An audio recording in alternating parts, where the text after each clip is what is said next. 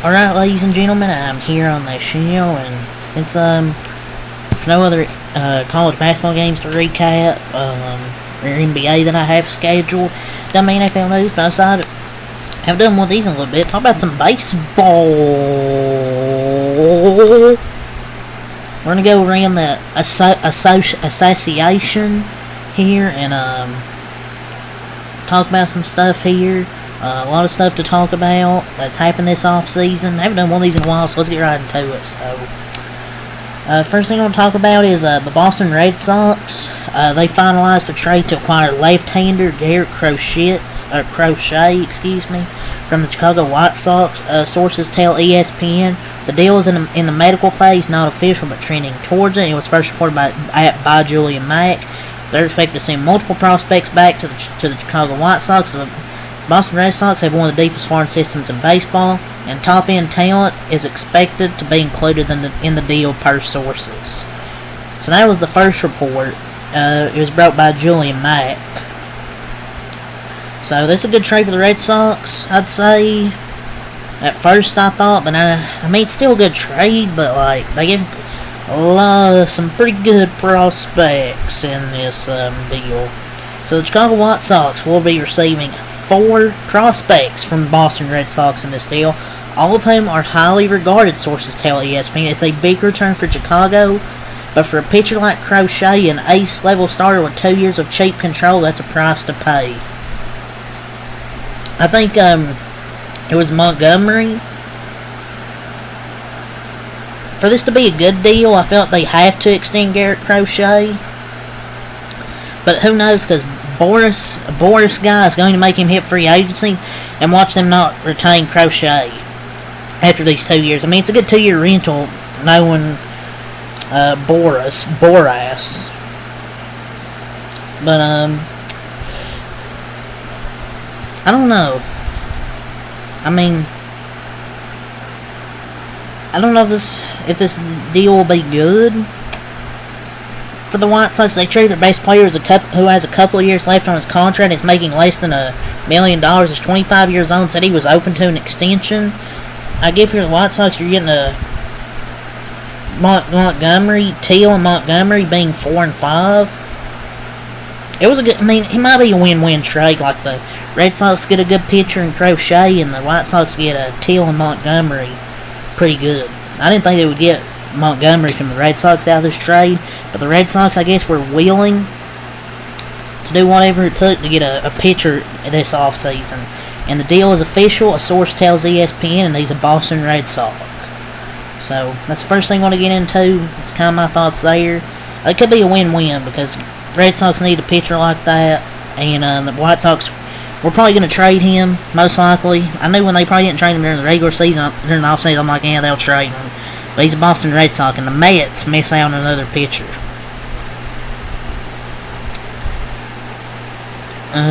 Keep scrolling down through here. So, right-hander Nathan Eovaldi and the Texas Rangers are in agreement on a 3-year, $75 million contract. Sources tell ESPN Eovaldi, who was considered at the top of the mid-tier free agents, returns to Texas. First on the agreement was at by Robert Murray. So they bring back Nathan Eovaldi. I mean, he has still a good pitcher, great stuff, and still brings it. Only $2.25 million less per year than Max Fried, who got a big contract. But yeah, I think I thought he would. It's a 3-year deal. I thought he'd get back. I thought he'd be like 2 years, but I mean, the Rangers' top priority this offseason was getting back to Eovaldi, who's been good for them since he's been there. So the Toronto Blue Jays finalized a trade to acquire 3-time Gold Glove winning second baseman Andres Gimenez from the Cleveland Guardians. Sources tell ESPN they did trade for Spencer Horwitz, but then they traded him away to the Pirates to get Luis Ortiz. So 3 teams were involved in that trade. So, I mean, the Mets have pretty much won that Lindor trade. That Lindor trade was awful, pretty much. But then this trade for the Guardians, I know Jimenez's offense wasn't great, but then you let him go. I mean, yeah, you get Luis Ortiz, who had a 3.32 ERA last year, could be maybe a good starter maybe in that rotation or come out of the bullpen, but you needed a second baseman. Spencer Horwitz can play second base, and they traded him away after they traded Jimenez to get him. So, look, Jimenez, they had to do something because his offense simply isn't that good. His defense is. I mean, he's a 3-time Gold Glover, but you traded Lindor to get him, and now he's gone after a few seasons. So, yeah, it was an interesting trade.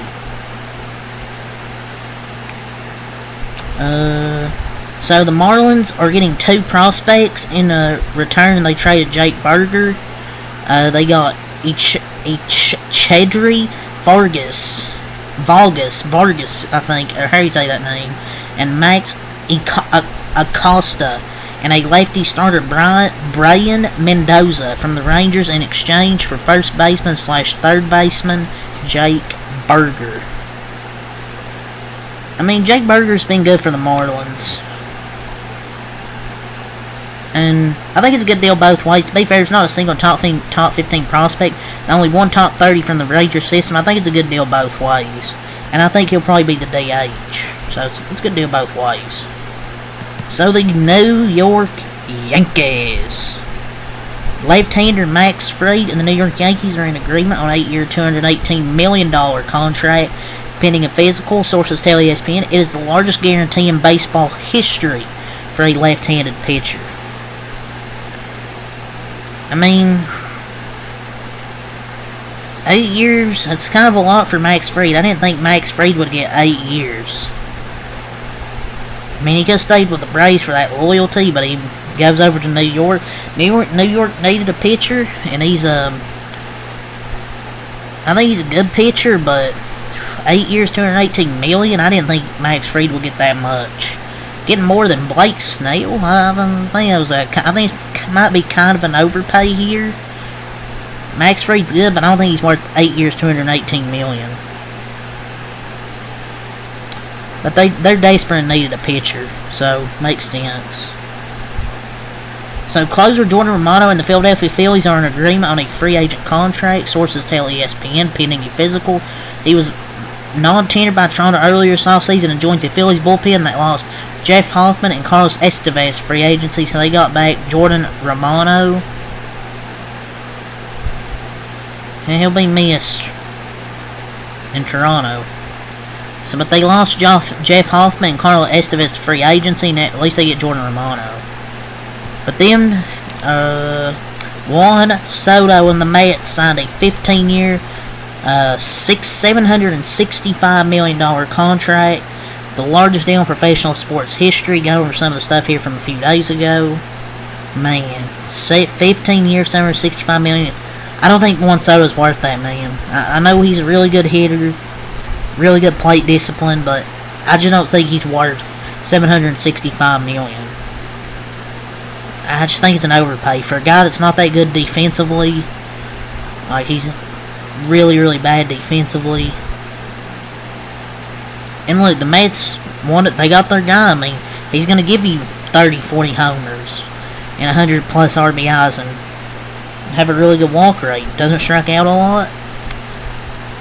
But I don't know. It's just the Mets. I know you had to spend all this to get Soto, but you don't help your rotation. You're not going to get a pitcher like a Max Fried or a Corbin Burns, who they're not expected to go after. So you just spend your money on Soto, but you don't get a pitcher, and the rotation isn't that good. Like Senga, Clay Holmes, Peterson. Like, they better hope to bring back one of their starters back, like Sean Manaea. Because if not, they're not going to be a contender next year. Even with Soto, they still have to have a pitching staff. And right now, Tommy, they don't have it. Willie Adames and the San Francisco Giants, they were in agreement on a 7-year, $182 million deal, and he'll receive a $22 million signing bonus with the Giants. Man, I'm surprised Adames went to the freaking Giants. I mean, I was kind of hoping the Dodgers would try and get him, but 7 years, $182 million is what it is. I think it'll be a good deal for him because he's coming off a career year where he hit 32 homers, 112 RBIs. So I think he'll be a good piece for them in the defense as well. Tyler O'Neill and the Baltimore Orioles agreed on a 3-year, $49.5 million contract. He hit 31 homers last year with Boston in 2024. And John Heyman was on the news. I mean, like he adds a power punch to their lineup.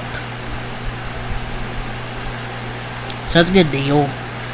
Clay Holmes and the New York Mets were in agreement on a 3-year, $38 million contract. They're going to try and convert him into a starter. We'll see how that goes.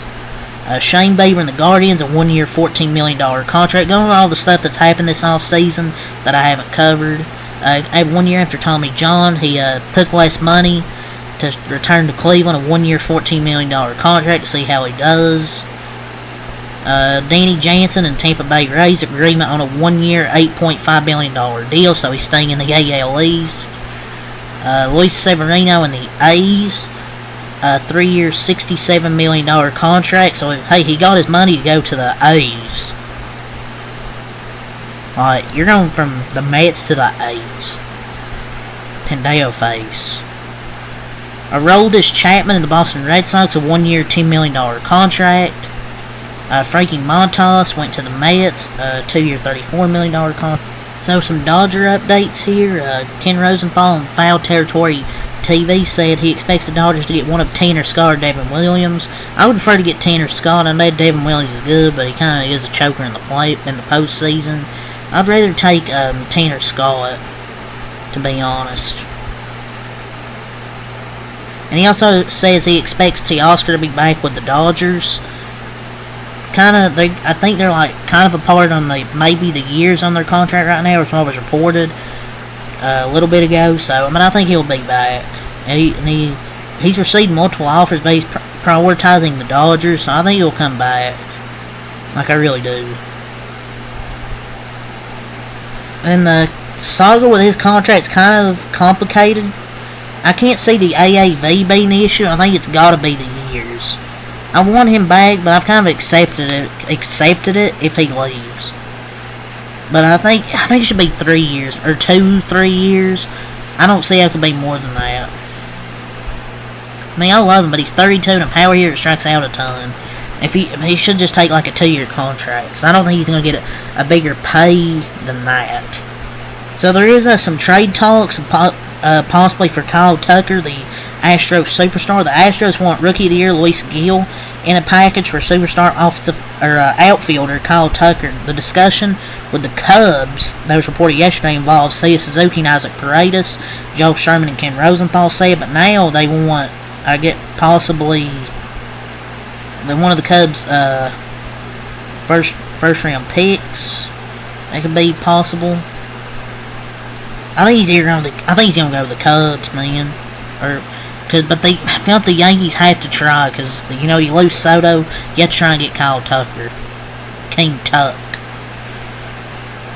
No matter what, I think the Yankees should do it, because they need to replace Soto, at least try and replace him. John Heyman said the Padres are listening on their star players. The Dodgers broke the Padres. I wonder who they could be talking about. Maybe Xander Bogaerts, maybe a salary dump with that bad contract. The Yankees and the Cubs have, end quote, made a bit of progress in Cody Bellinger talk. So there's a possibility he could go to the New York Yankees. I mean, it would help. You probably want to get Kyle Tucker, but I think they're trying for both, but I think they're going to end up maybe with Cody Bellinger, because they have to replace Soto, because who's going to put out there? I felt the Cubs are going to get Kyle Tucker, and the Yankees might get Cody Bellinger. The Red Sox, even after the Crochet trade, are working to acquire one of the Mariners starting pitchers yesterday. I don't know if they got Luis Castillo, but it was a rumor. And the Athletics were one of the most aggressive teams in the Max Fried sweepstakes before the Yankees deal. I mean, props to them for trying. The Cubs Giants, Yankees, and Phillies have shown interest in trading for Kyle Tucker. And the Nationals got the number 1 pick in the MLB draft. So yeah, that's all the news I want to talk about. So yeah, until next time, I'm out. Peace.